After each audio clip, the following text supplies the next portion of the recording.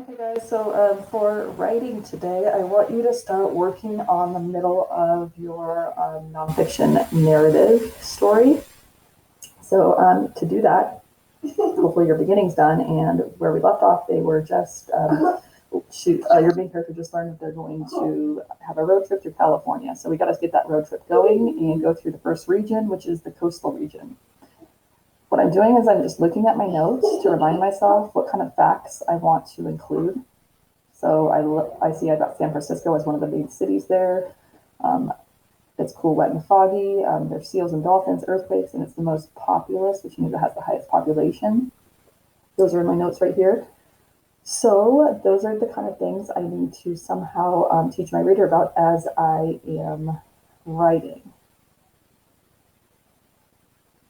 One of the things I can think about while I'm thinking about how to do that is I can think about the observations that my main character can make, where they can go to see these types of things.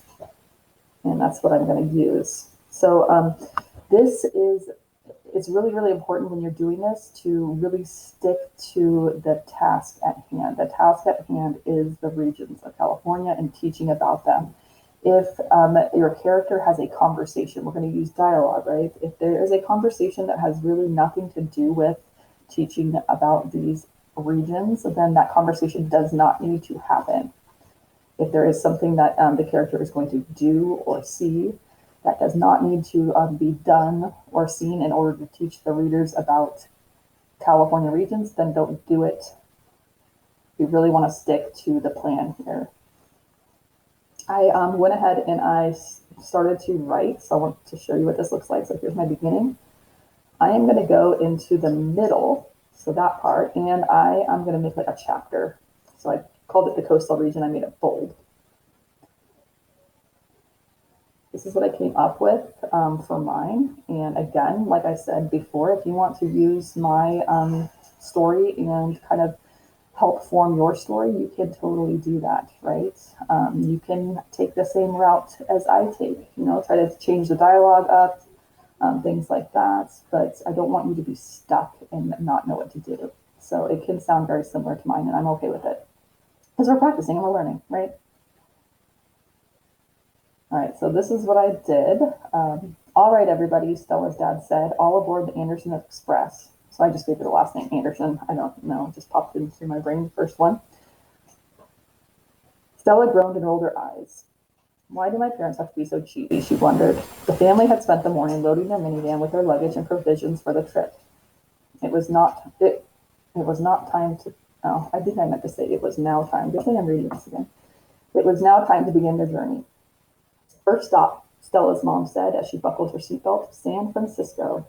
Mom, Stella said from the back seat, don't we basically live there? Not today, her mom said while looking through a binder that held a schedule of the day's events. Today, we're going to be tourists. Stella sat in the back seat, staring out the window. As she yawned, she couldn't help but wonder why in the world she had to wake up at 5 in the morning if they were just going across the bridge to San Francisco.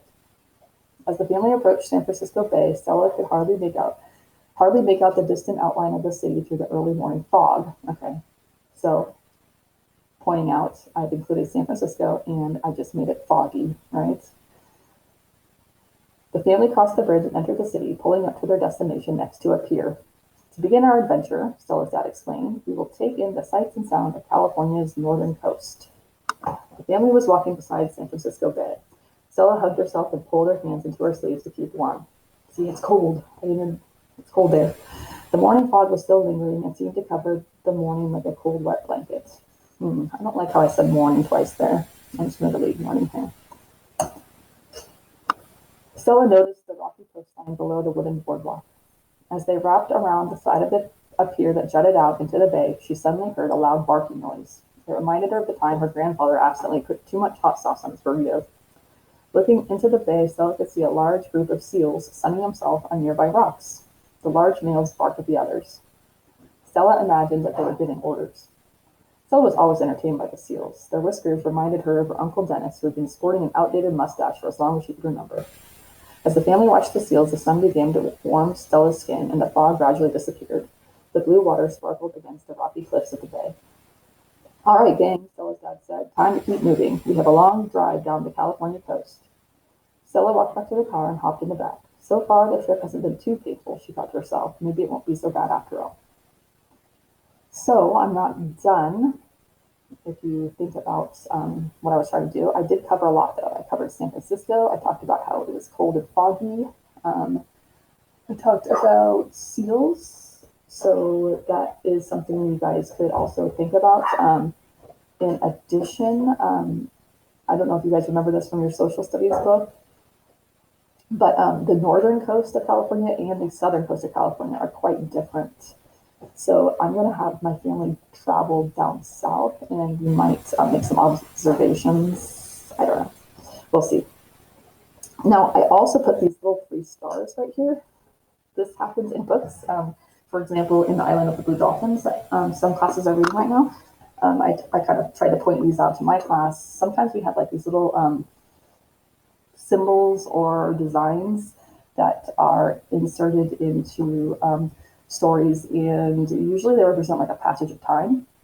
I don't want to like include every little bitty detail about their trip driving down the coast. I mean, that'll take forever, and I'm not trying to write a 100-page book here.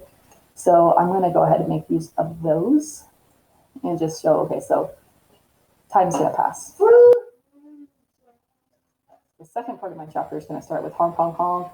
Stella found herself abruptly woken from a dream. Her hand reached up to block the sun, which was shining through the window of the minivan and directly into her eyes. The family was on day 3 of their California adventure.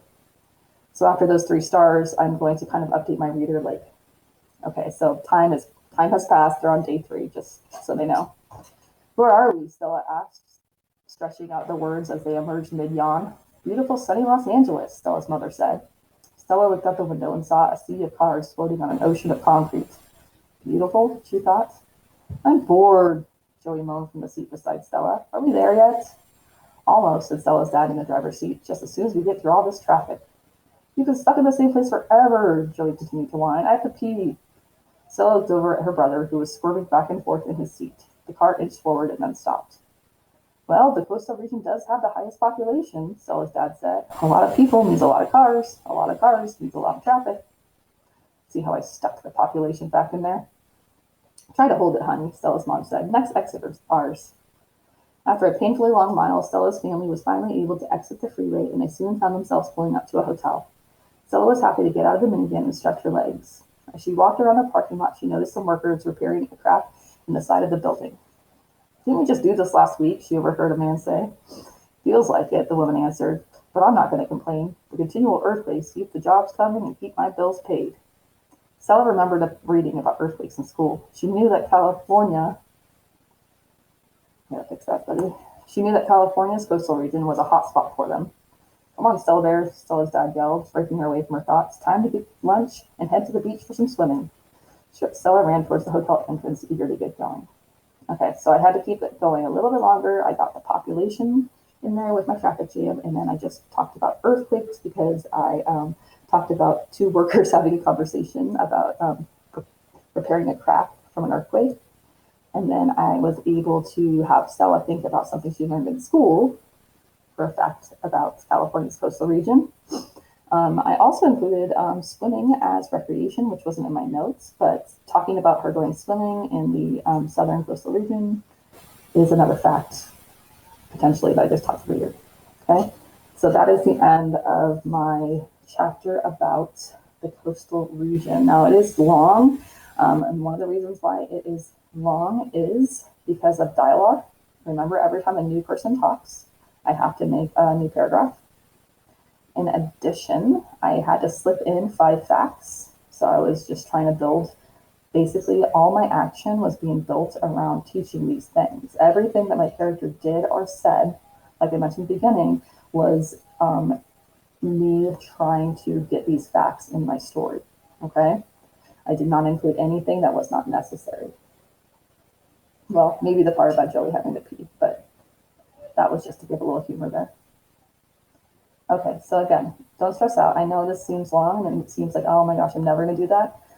But you guys did a great job at the beginning of your story. You are very, very capable. You can totally copy the order of my events if you want to. Like you can start with them going to San Francisco. You can do a little break in the action, use the 3 stars. Then you can awake your character up when they get to the south. I mean, you can use this as kind of a model. Okay. And I'm looking forward to reading them. Okay. Awesome.